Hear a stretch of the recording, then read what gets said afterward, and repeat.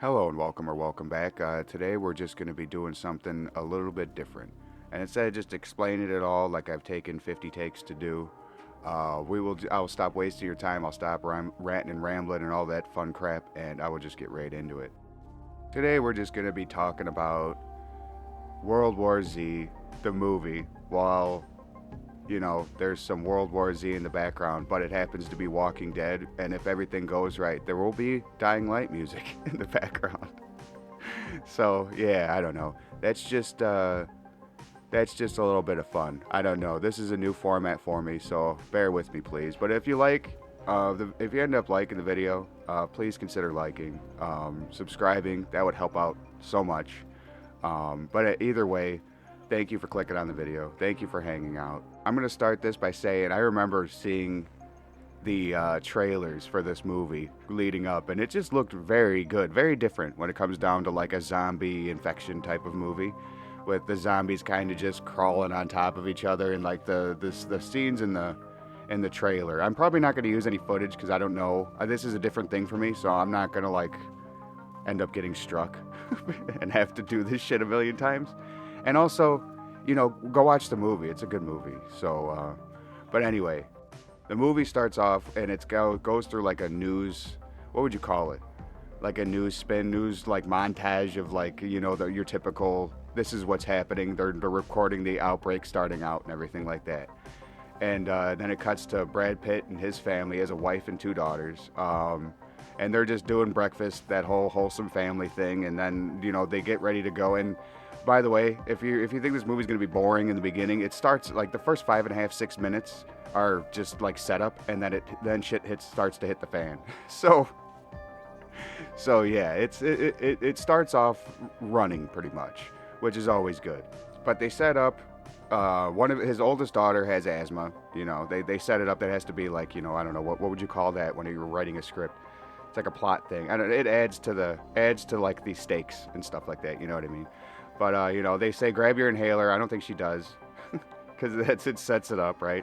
But then they're sitting in traffic, and they're like, I think it's New York, and New York traffic. I don't know. I'm from Chicago, so it's similar. And also Brad Pitt, he's what was it? He's a former UN investigator, I think it is. So yeah, he's trained in like a lot of like what would you like. I thought he was CDC because like he's watching the infection and stuff like that and like deducing, and you know what I mean. He's Sherlock Holmesing it in his head pretty much. But anyway, they're sitting in the traffic and everything, and they're all wondering what the hell's going on. And then all of a sudden they see cops on their motorcycles zipping in between the cars, and he gets his rearview mirror knocked off.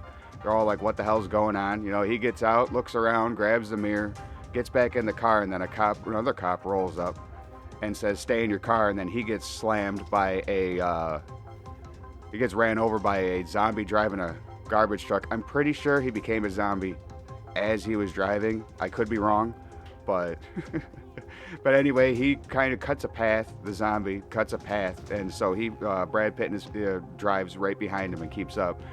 And in the back seat, his daughter's freaking out. She takes off her seatbelt and crams herself behind the passenger seat. So as Brad Pitt's telling her to get up, get your seatbelt on, he ends up getting T-boned and then slammed. The car accident, right? He gets T-boned, and then another car hits him. So that's when they have to just abandon, go on foot. And that's when Brad Pitt like actually sees the threat, right? Zombie, or what do they call them in this? Zeeks or whatever. I don't know if they call it that in the movie, but I think in the game they call them Zeeks. I'm still a noob at that too, but anyway, he sees one. I think it's a female. Let's just say she. She jumps on the hood of a car or van, I think, slams her head just relentlessly through the windshield, and gets at the driver in there pretty much. And like as that's happening, as she bit him, Brad's looking over at them, and there's a children's toy. One of his kids' toys is like counting. And it's kind of cool how it works. He's on the ground like spasming out, like right when he got bit. He's like on the ground spasming out, and the toy's counting, and it counts to 12. And by the time it hits 12, the guy's like fully infected. So like that's what I mean. Like he's Sherlock Holmesing it.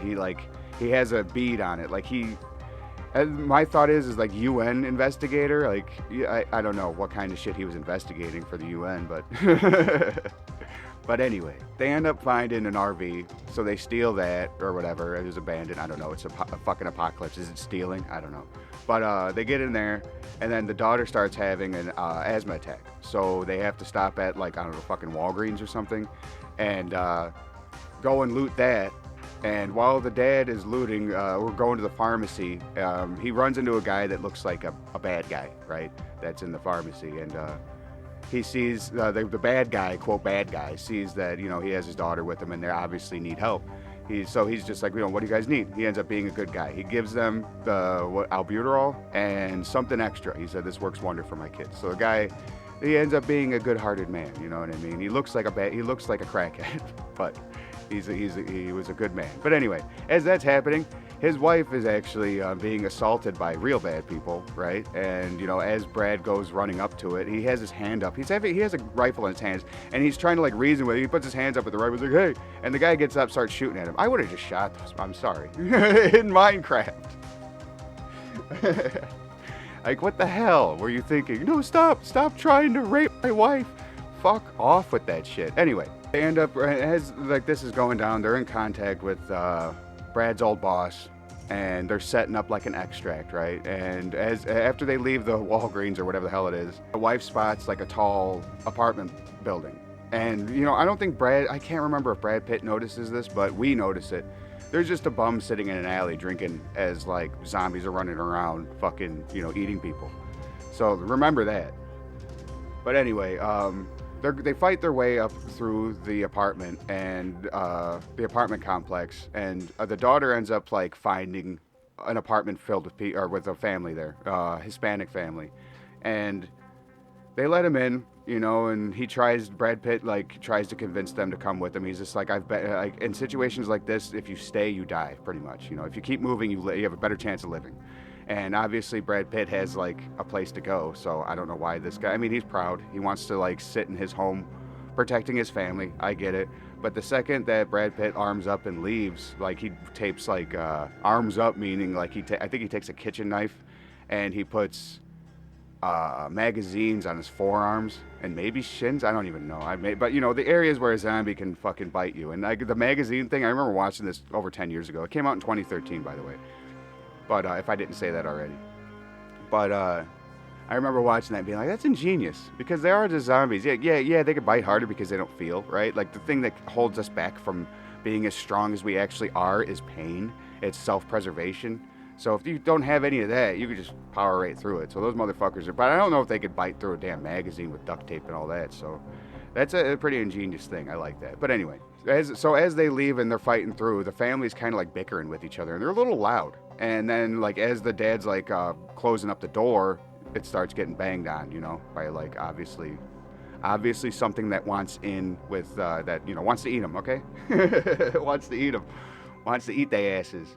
So then it cuts to them, the other family, Brad Pitt, on the roof, because they're extracting, you know, they got a helicopter. And, well, as they're fighting through, Brad Pitt gets a little bit of the blood in his mouth or whatever. His family's on the roof. He runs to the edge and then counts to 12 or whatever.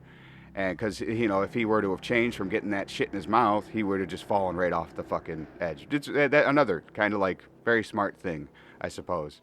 You know, unless the zombie you has enough sense to just, like, kind of turn around without falling. I don't know. I don't know how much control you would have. You might be able to throw yourself off of a building right before you change. But anyway, he finds out, like, he uses that 12-second rule thing.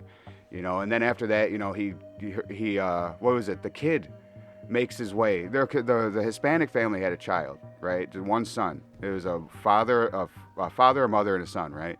Well, the parents got killed. The kid got away. So the kid ends up going with them. And as they're going to the chopper, you see the kid's dad sprinting. He's, you know, a zombie. You know, that's kind of... I like the touches like that where they throw in, like, oh, this is what happened to him. You know, it's sad, but, you know, I like the touch as a movie, you know, as like a movie thing, you know what I mean? You know what I mean. But anyway, now that they're on the ship, the Brad Pitt's old boss, and yeah, I'm going to refer to him as Brad Pitt the entire time. His boss is like, you know, can you work for us again? You know, we can figure out what's going on. He's all like, nah, I can't. And then the boss is like, well, if you don't work for us, you know, you can't stay here. Because everybody, they go to a I should have said that. A giant like Navy vessel, you know what I mean? Like in the middle of the ocean. So it's like a very safe place, you know. So it's perfect for the zombie. But that's what I mean. Like the guy's family at the apartment complex. He should have just taken his family and went. But you know, hindsight's 20/20, right? You know. But anyway. So that's how Brad gets suckered into like working for them again. Obviously, the wife doesn't want him to, but he's like, hey, I got to keep you guys safe, and this is the only way to do it. Yeah, I got the movie in front of me too, and I'm still gonna get things wrong. Hey, that's on brand for me, okay? I don't want to be too perfect. I mean, I'm perfect enough already. Come on, guys. So the mission that he is tasked with is he has to bring. I'm pretty sure it's like I can't remember the guy's title. But he's like a scientist, young guy. So Brad has to take him to a military base in South Korea, where they think that like maybe it originated, or there's information there. So, but anyway, they get there, they land, and it's peaceful. It's dark, right? It's nighttime. It's pretty cool, the shot. It's like they're obviously like on a airstrip. And it's dark out, and it's just you can't really see very far out. It's raining. It's actually pretty cool, like the atmosphere of it. But they're trying to obviously be quiet. Well, something happens to where zombies obviously get riled up, and on the I think it was right when they were getting ready to leave the plane, the scientist kid has I'll call him a kid. He's early 20s. I don't know. He looks like a child. He looks like a kid, but he has his finger on the trigger. He has a gun, a pistol, and Brad's just like, get your finger off the trigger. Good trigger discipline. Don't keep your finger on the trigger unless you're ready to shoot. So, you know, and that's funny because it's like foreshadowing. Well, when shit hits the fan, they're on the ramp getting off the plane, right? And the guy panics, the scientist panics, turns around, trips, and as he's doing that, he puts the pistol, I don't know how he does this. He has his finger on the trigger like an idiot, and then he falls and shoots himself in the head. And he's gone. You know, they're the reason why they were there, kind of. But they have to finish the mission. They have to continue with the mission, you know. So they make it in. They make it into where they need to go. Shit gets explained a little bit. I can't. I know it has something to do with the doctor checking out like some infected and whatnot. Like there's a scene of like a corpse kind of coming to life. I don't know. That's why I say watch the movie.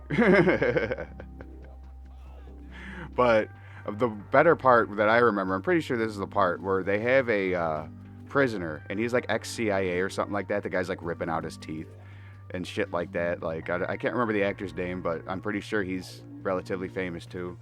He does a good job with it. But he reveals that some of these countries, like Israel knew beforehand, like, what was it? They built a wall in Jerusalem where they end up going. You know, they built a wall around it. That's like from the commercial. Which is like the trailer was like very good for this movie, but I am getting ahead of myself. Yeah, that guy reveals all of that, and he was just like, you know how they stopped spreading infection, and I can't remember what country they were talking about. And as he was ripping his teeth out, the reason why he was ripping his teeth out is like they stopped the infection because before the infection happened, they knew, right, and they had like they ripped that. I can't remember the guy. The quote was badass, but he pretty much said they ripped the teeth out of like, I don't know how many thousands of people, like to stop the spread. If they can't bite, they can't spread it. I'm like, that's fucking crazy, dude. Like, imagine that. That's wild. That's some wild ass shit. But I mean, it's survival tactics, right? They're living. You know, a lot of people aren't. A lot of places aren't. But he kind of gets the information that he needs. I think. I can't really remember. This video is like so painfully on brand, I hope. And also, I can't remember exactly where it happens, but I'm pretty sure it was revealed that it's like a mutated form of rabies or something. I don't know. It's like it's very on the nose, but it's like believable, you know? In my opinion, I don't know. I'm not a fucking scientist. But anyway, let's sloppily explain the rest of the movie, shall we? Or talk about it. I don't know what this is. Well, I guess when Brad gets to Jerusalem, he finds this a high-ranking Assad official who he then like tells him that they were They were intercepting communication. That's the word. I got it. Intercepting communications from like Indian and foreign troops. I think it was Indian troops fighting fighting zombies. That's what led to them like building up a wall. They kind of just like took it. Well, they took that as like, okay, well now we just need to fucking throw up a giant ass wall around the city. I mean, I guess it makes sense. You're gonna protect your people, and they were doing pretty well up until like these people started singing with the PA system and outside. You know, it was like it blaring outside. They're singing. I don't know what they were singing, but they're celebrating because they're, you know, they got faith. They're safe. Well, they're not so safe anymore because that's when the zombies come from around it, like surrounding areas and climbs. They climb on each other, try and like breach the walls. You know what I mean? Like from the commercials, or from the trailers. I call them commercials. What a fucking read. But anyway, the zombies get in, obviously, and the shit hits the fan. Jerusalem has fallen, essentially. Now, to get Brad the hell out of there, the Mossad guy sends a couple of soldiers with him to escort him to his plane. Well, as that happens, there's a female soldier that gets bit on the hand, and like in the blink of an eye, I mean, like right away, Brad grabs her knife. I think he grabs her knife, and then just like slices her fucking hand off, like with one foul swoop. And then he counts. He does his counting to make sure she doesn't change, and then gets her to the plane. And as you know, when they get on the plane, because it was just those two that made it. Yeah, his family is back at the vessel. They're not with him. You know, I don't know if like I made that clear or not earlier. I don't know, man. I like smoking, so. Well, they're on the plane. They're talking. You know, she's like a tough soldier. You know, and as he's like fixing her nub up, there's a zombie in like a fucking in the bathroom or something. The setup is just like it's just like a commercial flight, you know what I mean? So like there's a whole, but with more people. So imagine that kind of chaos. There's one zombie and people are getting bit. 12 seconds later they're changing, and it's just a fucking snowball effect, pretty much. So well, Brad decides to lock himself in and throw a grenade, as you would do on a plane. One thing that I forgot to say is Brad Pitt directs the plane to go to a WHO research facility in Wales. So they're there, and then that, you know, the plane crashes like, you know, a stone's throw away from that. So they got lucky. Yeah, they survived the crash, but Brad is wounded, and so the soldier, the one-handed chick, helps him. Yeah, they start walking towards the building, and he just like passes out and then wakes up there. And then that's when he starts talking to the people that are there. You know, they know what they're doing. They're scientists trying to figure out what the hell's going on and try how to like find a way of fixing it. And so he kind of like, you know, tells them what he experienced being out in the field, essentially. You know, letting them know all of the different things. You remember the bum in the beginning of the movie that I mentioned, the one that the zombies were avoiding, like the plague. Well, that happens a couple of times throughout the movie. There's one time in Jerusalem. Yeah, I don't think it happens in Korea, but there's a time in Jerusalem where there's a kid and he looks sickly. He's bald. I think he's like a cancer patient or something. And like the zombies just run around him, you know. And I think there's one other time where there's like a homeless person that gets avoided or whatever. They just like they don't see him, essentially. Well, it's because those people are sick. They're like they're deathly ill, pretty much, you know. Like they got something that the virus sees as not being sustainable or something, you know what I mean? Like it looks at it as just like, well, that thing's dying anyway, you know. So they don't want to like it doesn't want to, you know, attach itself to a lost cause, you know, something like that, you know. And that's what Brad brings up. He tells them, he was just like, he thinks that they avoid the like sick and injured or something like that because they're just not suitable to like spread to, you know what I mean? Like it makes sense when you think about it, I guess. For being, if you use movie logic, that is, you know. So what he does is he suggests that they just like, you know, inject something into themselves, you know, a virus to somewhat like camouflage themselves. And in order to test that, he has to like fight through.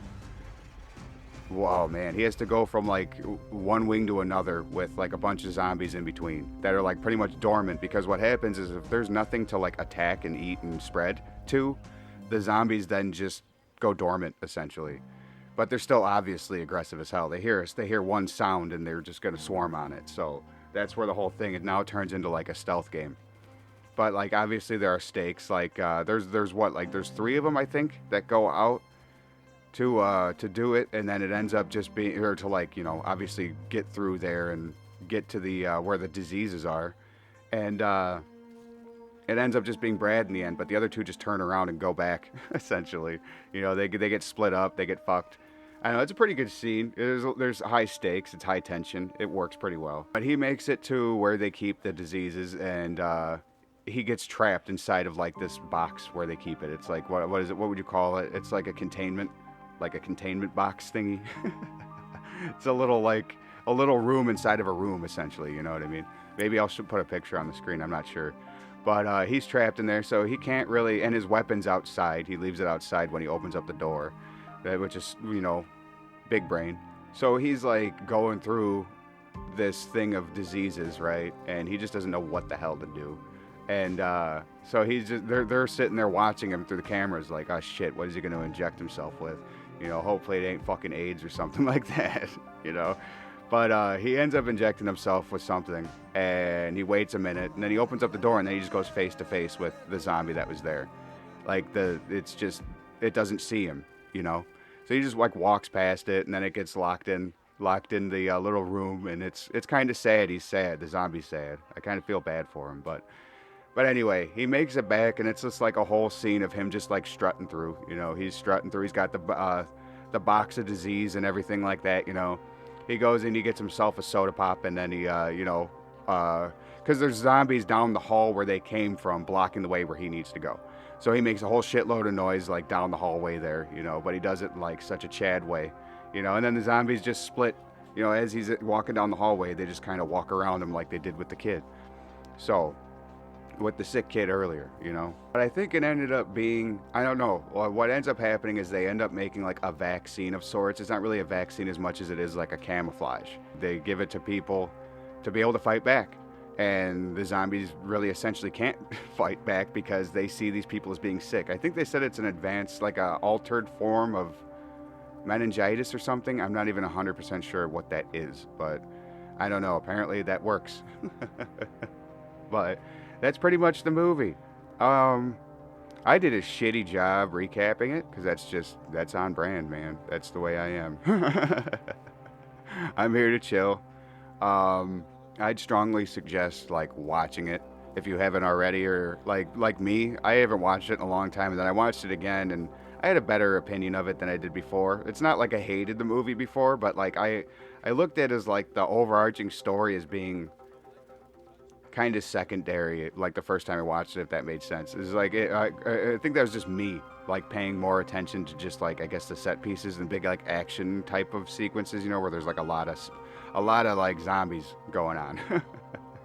But like the story's not bad. It's there. I could see why there's not a sequel, and to be completely honest, I'm happy that there isn't a sequel to this. You know, it's good that there's just a one and done. You know, for whatever reason, I know that I'm pretty sure they were planning on making a sequel or two, but it just fell through. You know, whether or not like it's because it didn't make any money, I have no idea. I can't remember. That's not really what this is about. I'm not going to go through box office shit or anything like that with you guys, but this is just something I wanted to do to kind of change it up a little bit on the channel, you know what I mean? Like do more videos kind of like this, where it's more, instead of me struggling to play and talk at the same time, it's just me struggling to talk and think at the same time. Because I don't do scripts, you know? Like I don't do that shit. I'll take notes every now and then, but I don't do scripts. I'll watch, I'll do research, and I'll try and retain it in my head and write it, kind of like plan it out in my head. And like I'm not that smart of a person, so I mean it comes out in my videos. So I don't know. Holy shit. Yeah, I know I butchered it, but you know, it is what it is. But anyway, have you seen the movie? How do you like it? Do you have any suggestions of movies that you want to hear me like butcher and talk like a fucking idiot about? I'll be more than willing to give it a shot. But yeah, I don't know. This is just something different. I don't know, something, change it up a little bit. But anyway, I hope you enjoyed.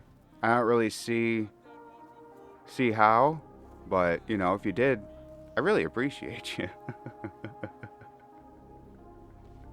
I don't know, this is kind of like I wouldn't say last second, but you know, I don't try and go super crazy with any of that kind of scripting shit because it just feels so inauthentic. You know what I mean? Like, I don't want to be one of those like hugely produced, soulless. Like, I don't want to say soulless because that might be like too low, but like I don't know, like that kind of creator.